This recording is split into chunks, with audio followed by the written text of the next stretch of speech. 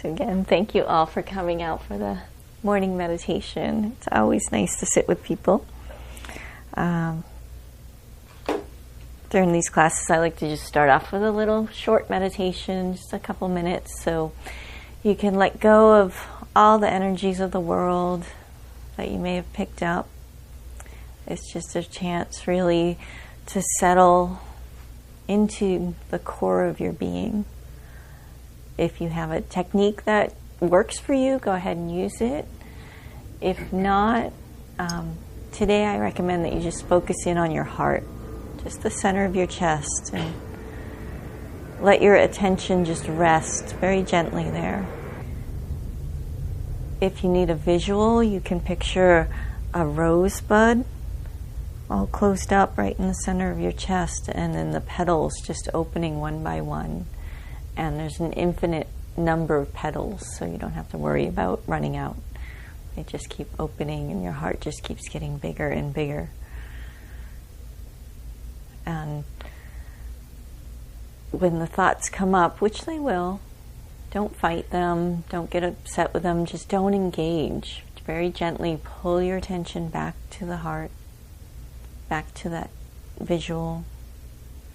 Or you can focus in on the music and let that carry your attention without trying to analyze it, not trying to judge it or figure anything out. You know, we're not here to figure anything out. We're here just to be. Just to be what we already are. So sit up nice and straight, and let's try.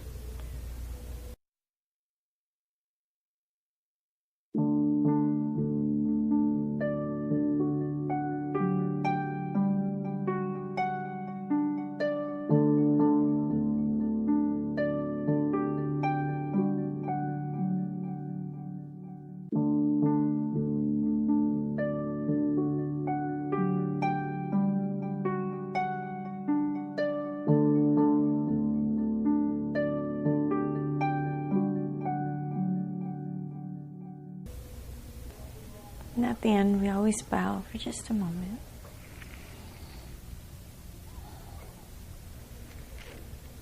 So today I wanted to talk a little bit about love.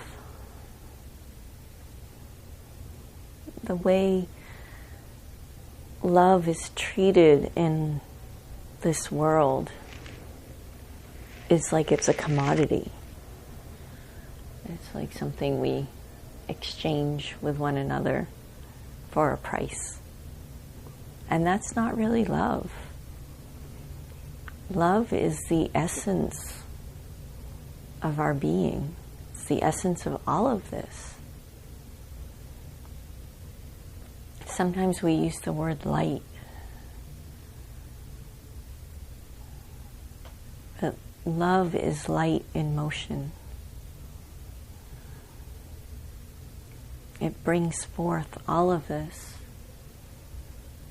and allows us to have these most wondrous experiences. But yet there's this part of us, this that we call the ego,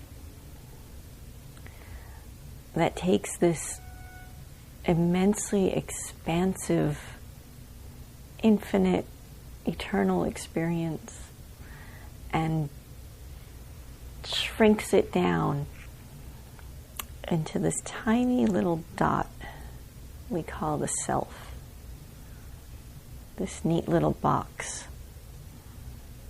And we say, well, I am this little box. You know, I'm this bag of bones, and I have these certain views and experiences, and that is what I am.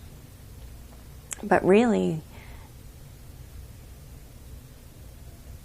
that's just one small potential of what you are, of what we are.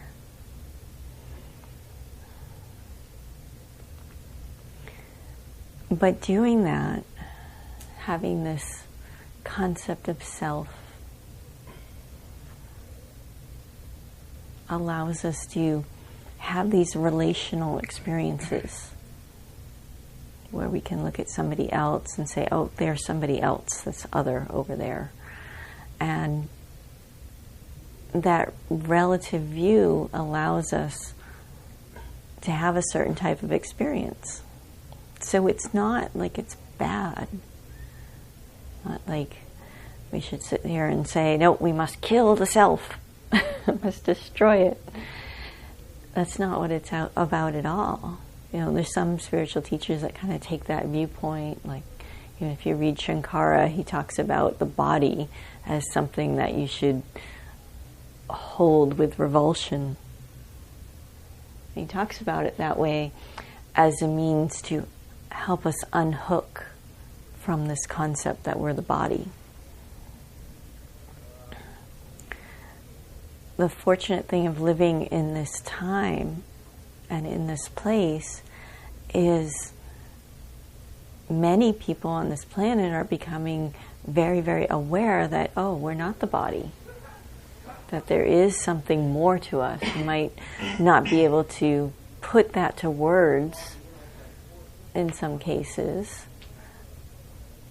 but even our scientists are coming up with ways to measure those parts of us that are beyond the body.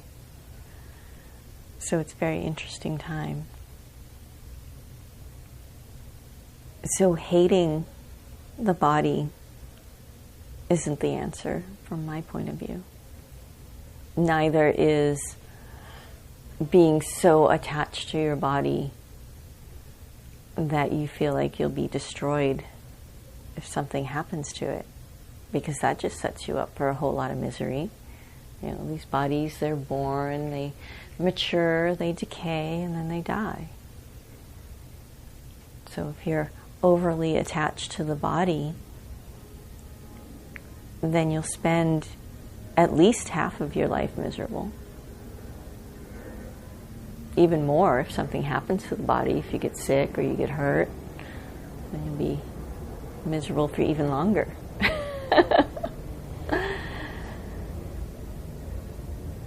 So instead, we can love the body just like we can love others without attachment. Which brings me back to how most people misunderstand love. They treat it like this commodity. They say they form a relationship with somebody, and we say, okay, I will love you as long as you fill out this exact box. As long as you do these things, act in this way, talk in this way, treat me this way, then I will give you some love. And that love usually comes in a format, like maybe affection, or it might be attention. And we think that's love.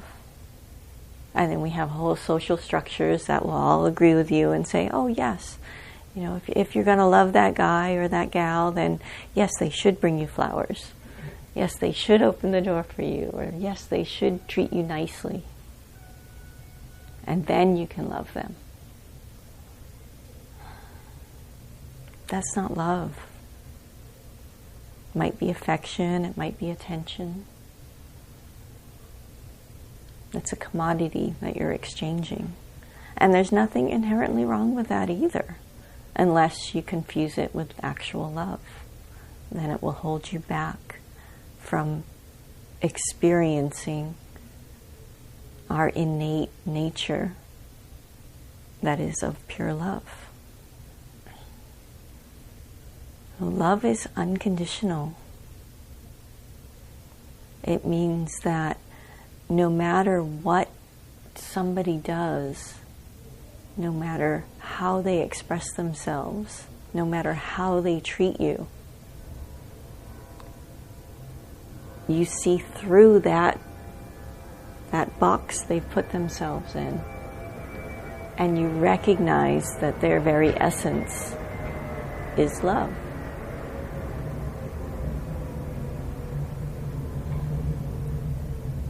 And you can have your heart open with them and accept their very existence as it is.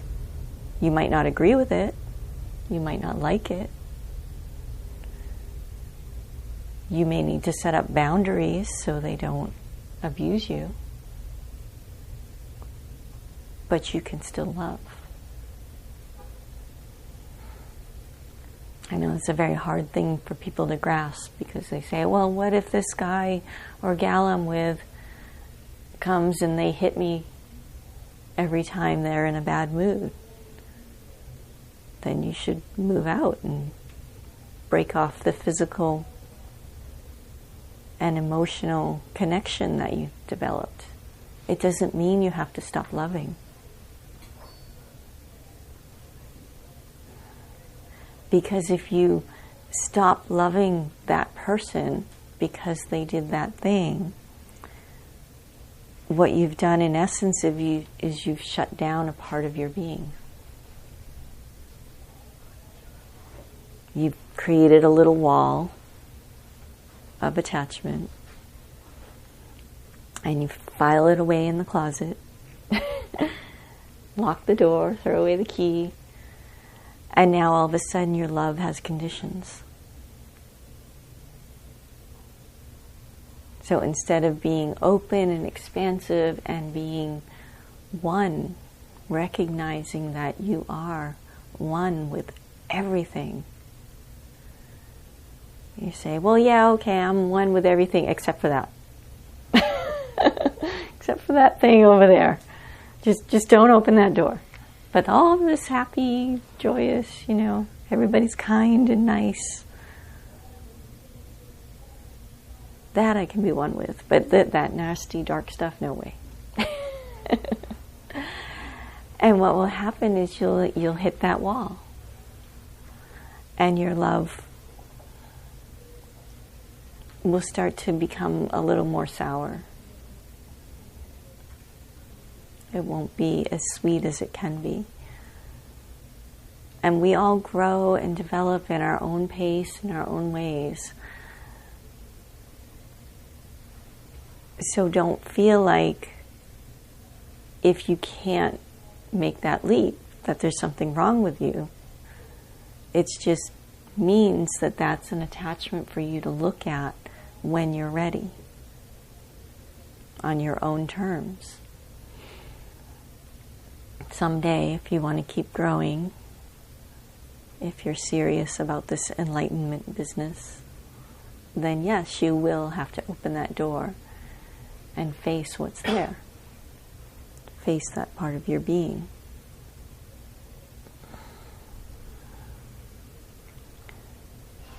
But you don't have to do it today.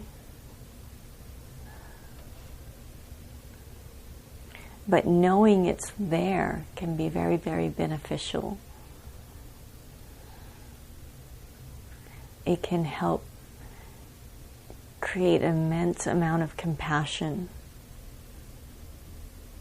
for when you meet other people who either have their own closet door that they've locked up, that own darkness, or somebody that is expressing what was locked in the closet.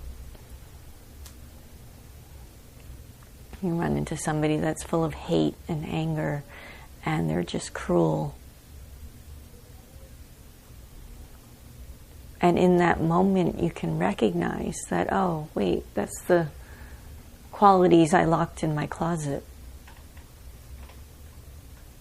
How sad for you to be living in that closet.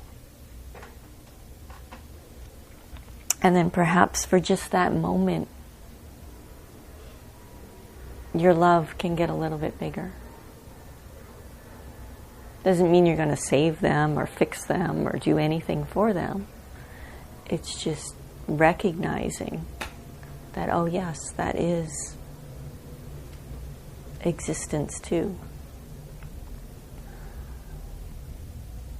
There's this great line from a Bob Marley song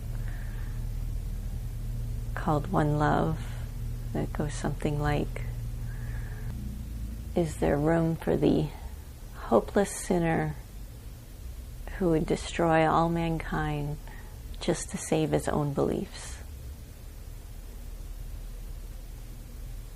So is there room for that person that would destroy everything just for their own selfishness?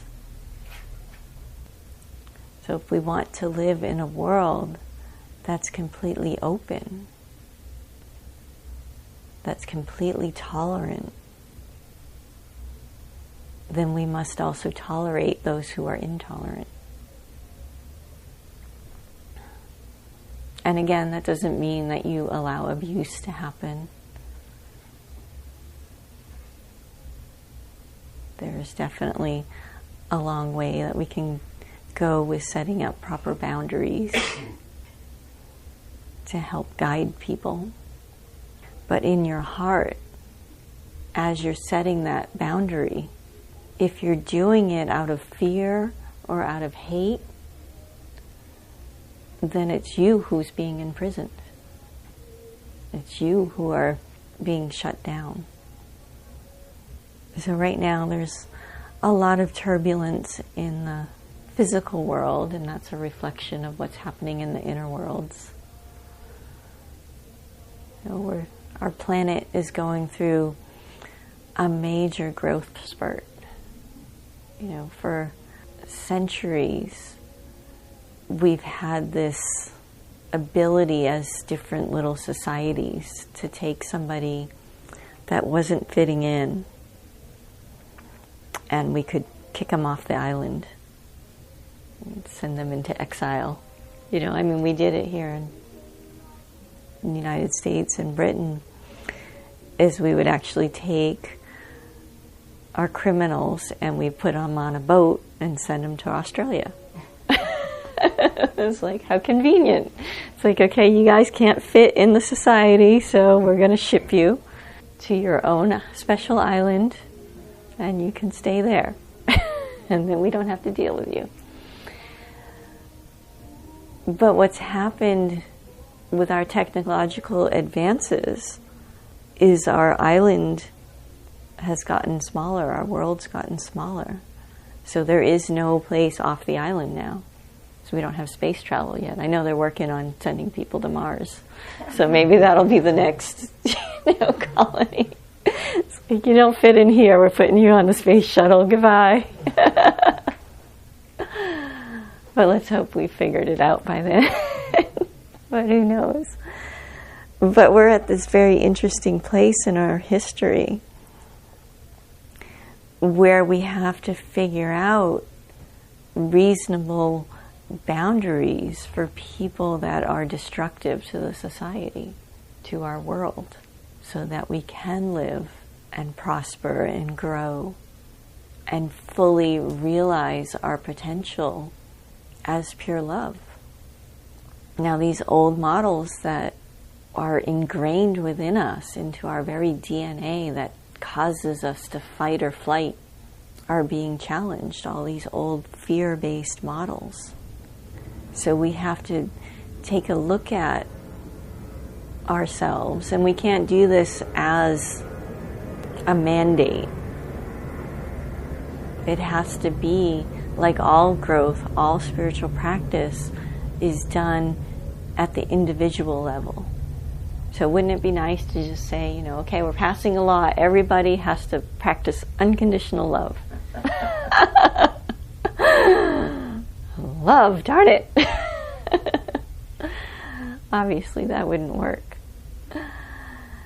But what we can do at a very individual level is look very closely at the thoughts that pass through our minds, at the words that come out of our mouths, out of the actions that occur with our bodies in a moment-to-moment basis. This is mindfulness, paying attention to your thoughts, to your words, to your actions, and looking at them and observing and saying, well, am I acting right now out of fear? Or am I acting out of love? And if you find that you're acting out of fear, then it's an opportunity for growth. It's an opportunity for you to just stop for a minute and say, well, wait a minute, what's going on? What am I really afraid of? Because most of the time, the situation that we're reacting to out of fear is usually just a pointer to something deeper.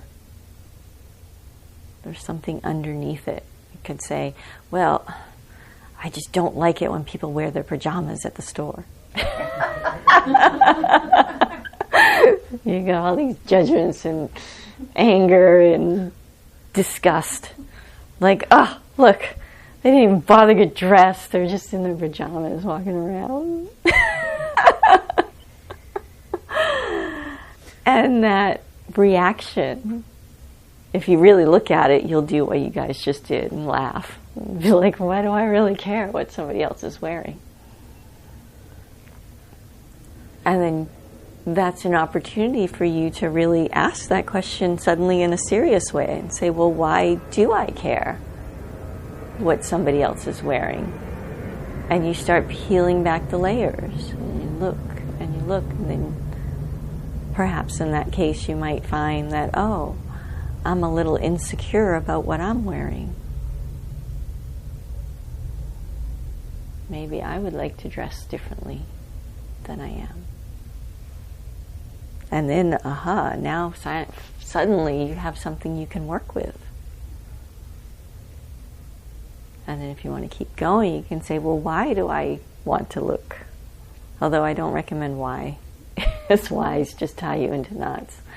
So look at the what. What is behind this feeling? And you dig until you get to that core level. And sometimes just looking at it enough times makes that attachment, makes that blockage to love just fall away all on its own. You realize how ridiculous it was. Maybe you realize that, oh, that's not even my belief. Somebody else gave that to me. My Aunt Mildred used to just make fun of everybody, no matter what they wore. And there she is, embedded her belief inside of me. And then you can look at it and say, well, that's not even mine. Why am I carrying it around?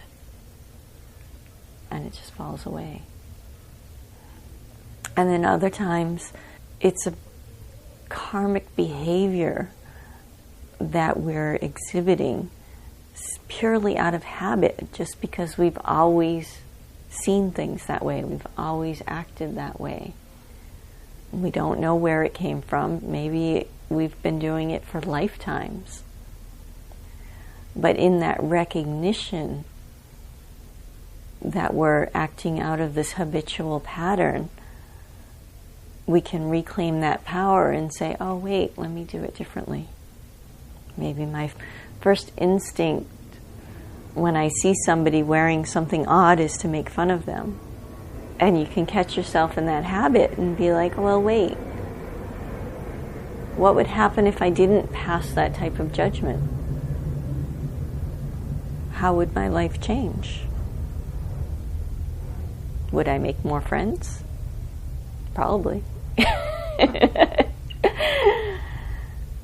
But it would, maybe not, but it would certainly open up that part of you to love, to actually being able to love that person no matter what they're wearing.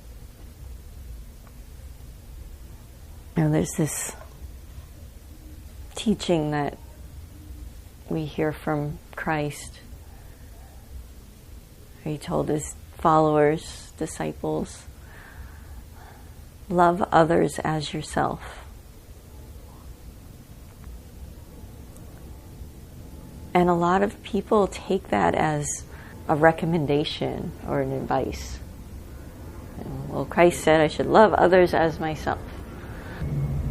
When I look at that statement, love others as yourself, I don't think it was advice. I think it was an observation. We can't help but to love others as ourselves. So when you see somebody and you instantly love them. You just feel them in your heart. It's because they are very similar to you in some way. You love that part of your being.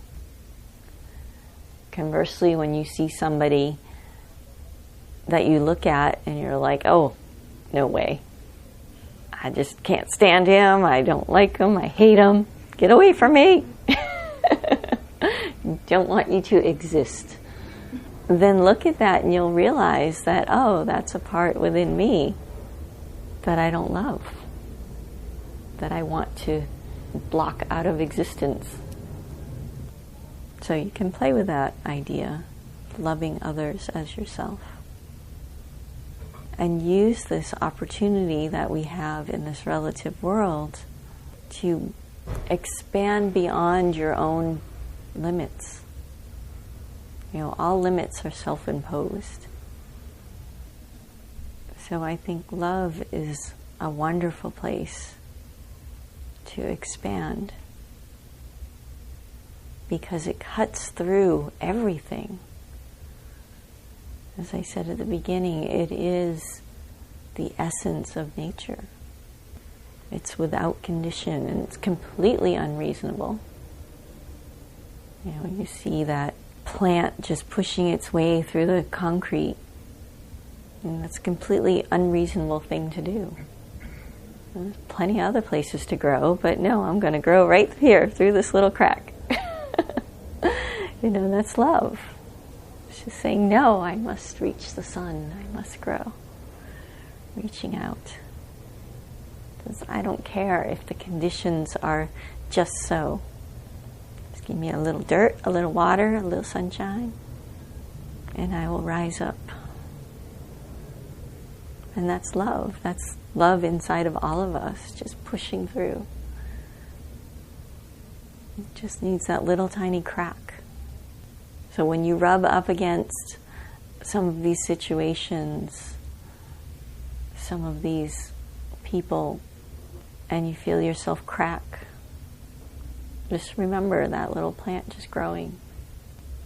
And don't hate that person for bringing that out of you, because that'll just shut it down. You know, instead, reach a little deeper. Again, you don't have to like it, but do try to love it. So let's meditate some more. I'm going to do some chakra meditation.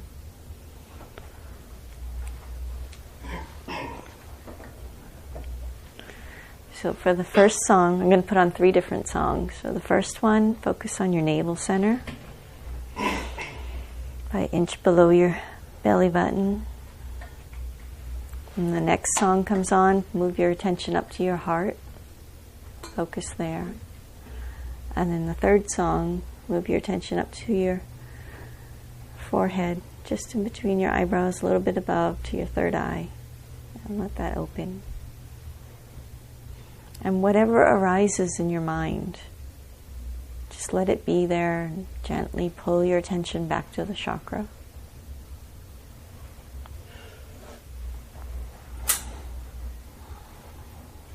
And meditation isn't going to war and battle and shutting everything down. Instead, it's opening everything up. And sometimes it's fun to do a little open-eyed meditation. So once your mind is calmed down and settled down, you know, you can just open your eyes and let yourself gaze softly. And sometimes you see interesting things, but don't get attached to them.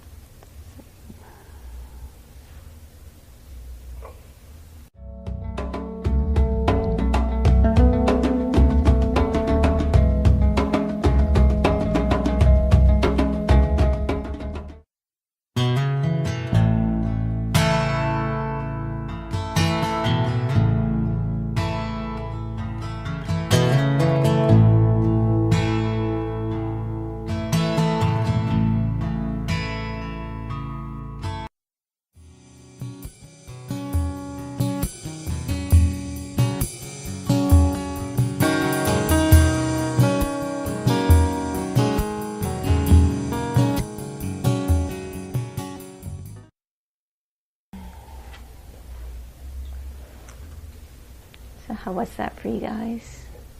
Anything interesting happen? My mind wandered and then came back. Oh, it came back! Yay!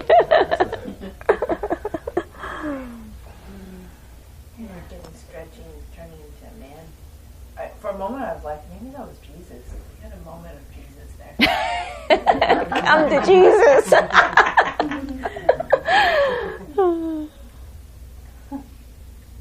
There's probably Vishnu. I've been hanging with Vishnu lately. White guy? He's blue.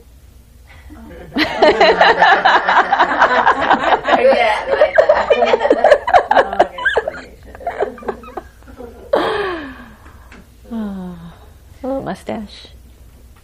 I didn't stare long enough for all that to happen there. Oh, who's going to follow that up? It's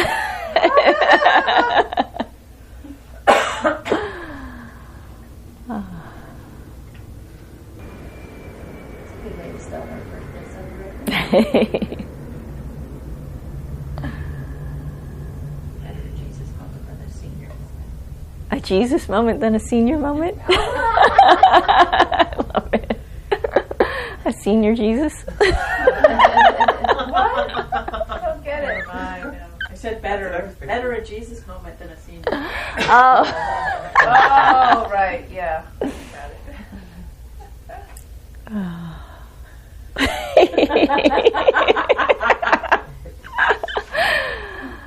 Oh, laughter is so important. Especially in the coming years. We really need to work on our sense of humor in every aspect of life. Remember that. No, I'm serious. When it gets really heavy, because it's going to get really heavy at times. Just fair warning. There will be times, these growing pains. Just really dig deep and find that laughter. Find that absurdity. Because that will help you so much. Not laughter that comes from being cruel or making fun of somebody. We seem to, as a culture, we have an odd obsession with that kind of humor where when somebody actually gets hurt, we laugh. Mm-hmm. But I'm talking about just the pure silliness of existence. Really let yourself enjoy those moments.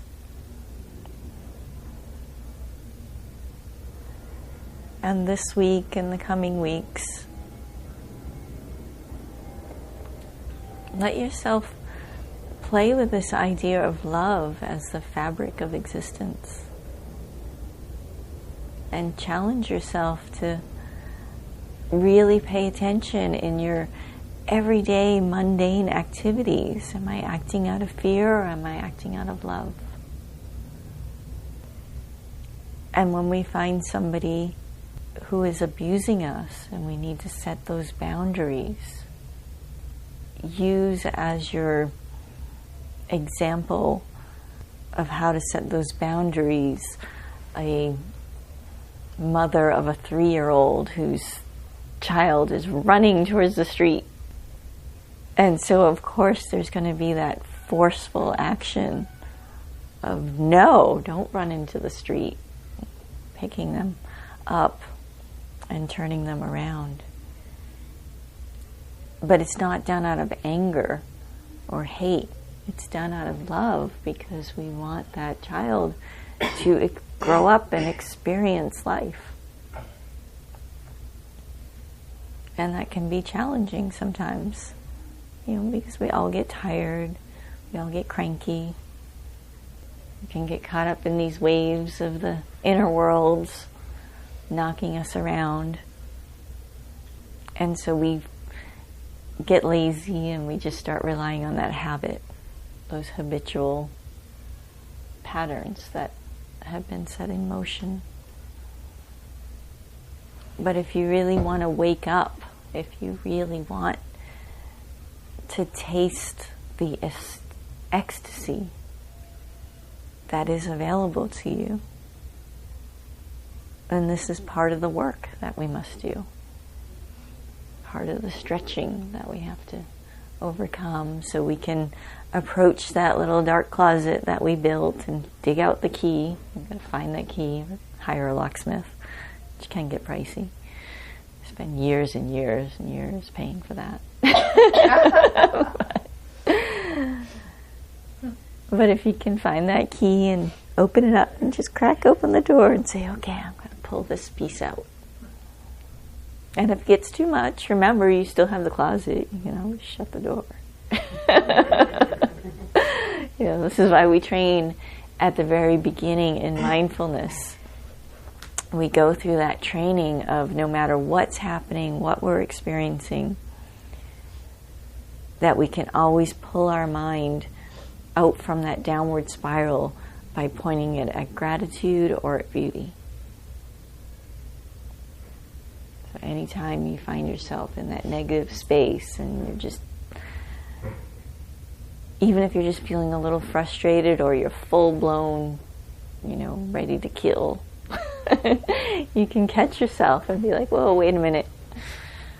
What in this moment can I feel gratitude towards? Or what in my surroundings can I find and appreciate the beauty in? And we can experience that upliftment when we focus with our complete attention on beauty or gratitude, and we watch the mind shift just like that. And all of a sudden everything looks different. We're not full of anger and frustration. We still have whatever set us off.